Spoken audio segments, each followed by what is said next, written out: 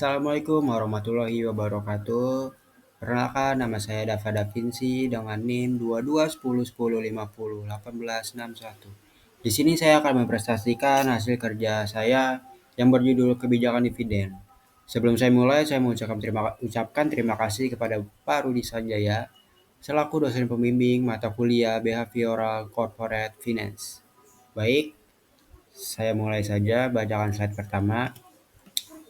Kebijakan dividen menurut Halim, dividen adalah pembagian laba atau keuntungan yang dilakukan oleh suatu perseroan kepada para pemegang saham atas keuntungan yang diperoleh perusahaan. Jadi, dapat disimpulkan bahwa dividen adalah pembagian-bagian keuntungan kepada para pemegang saham. Lalu teori kebijakan dividen ada dua teori. Yang pertama itu teori dikemukakan oleh Merton Miller dan Franco Modigliani atau MM. Kebijakan dividen tidak memengaruhi harga saham atau nilai perusahaan. Nilai perusahaan ditentukan oleh kemampuan menghasilkan pendapatan dari risiko bisnis, bukan oleh cara membagi laba menjadi dividen atau laba ditahan. Lalu teori yang kedua dikemukakan oleh Myron Gordon dan John Littner. Kebijakan dividen berpengaruh positif terhadap harga saham. Semakin besar dividen yang dibagikan, semakin tinggi harga saham karena dividen mengurangi ketidakpastian bagi investor. Lalu faktor yang mempengaruhi nilai dividen ada 8 poin. Poin yang pertama yaitu data yang dibutuhkan perusahaan, poin yang kedua faktor yang berhubungan dengan regulasi, poin yang ketiga likuiditas, poin yang keempat kemampuan perusahaan untuk meminjam, poin kelima nilai informasi dividen, poin keenam pengendalian perusahaan, poin ketujuh pembatasan yang diatur dalam perjanjian pinjaman dengan kreditur, dan poin yang terakhir inflasi. Lalu ada tipe kebijakan dividen.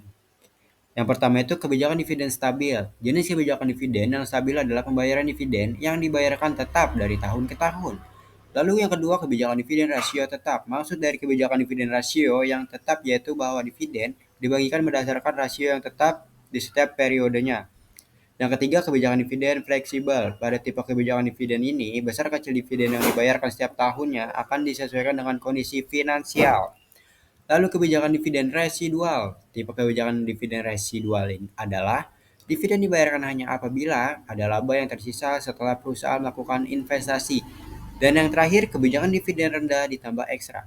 Maksudnya adalah kebijakan dividen yang dibayarkan secara rutin di setiap periode dengan jumlah yang rendah. Lalu jenis kebijakan dividen ada 4. Yang pertama dividen stable atau dividen per share policy. Yang kedua dividen compromise policy. Yang ketiga dividen konstan atau dividen payout ratio policy. Dan yang terakhir dividen residual dividend policy. Lalu ada pengertian stock split.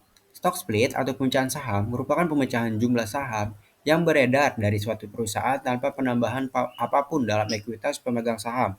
Distribusi laba lainnya juga dapat berbentuk dividen, saham, atau pemecahan saham, di mana pemegang saham tidak perlu mengeluarkan biaya untuk memperoleh tambahan tersebut. Pemecahan saham ini memberikan informasi yang mampu memberikan keyakinan tinggi tentang masa depan perusahaan. Lalu ada prosedur pembayaran dividen. Ada 5 poin. Yang pertama itu tanggal pengumuman, yaitu tanggal tersebut dividen menjadi kewajiban perusahaan dan dicatat pada buku perusahaan. Yang kedua, tanggal pencatatannya. Tanggal yang dipilih oleh Dewan Direksi untuk mendaftar para pemegang saham yang berhak menerima dividen. Yang ketiga, akam dividen. Tanggal di mana seluruh pemegang saham perusahaan sampai batas tanggal tersebut berhak mendapatkan dividen. Yang keempat, tanggal pemisahan.